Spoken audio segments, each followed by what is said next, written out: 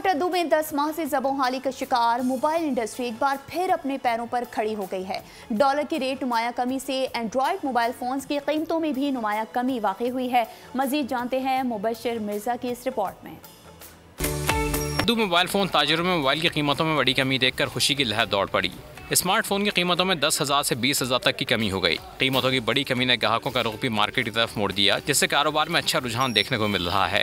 यहाँ शॉप पे आए मोबाइल खरीदने के लिए, तो काफ़ी अर्से बाद आए यहाँ। तो पहले हम मोबाइल लेते थे तकरीबन 70,000 80,000, अब वो मोबाइल हमें मिल रहा है 40,000 का। जब से डॉलर की प्राइस कम हुई है तो मोबाइल फ़ोन की प्राइसेस में काफ़ी हद तक कमी आ गई है और इसकी सेल भी पहले से काफ़ी हद तक बढ़ गई है। जहाँ पहले 70,000 80,000 का फ़ोन होता था, वो अब आपको मार्केट से आसानी से 40-45,000 रुपये की प्राइस में 8 GB रैम के साथ भी मिल जाया करेगा।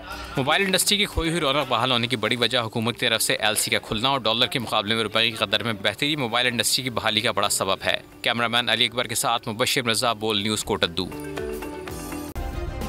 सब्सक्राइब करें और बेल दबाएं ताकि कोई खबर रह न जाए।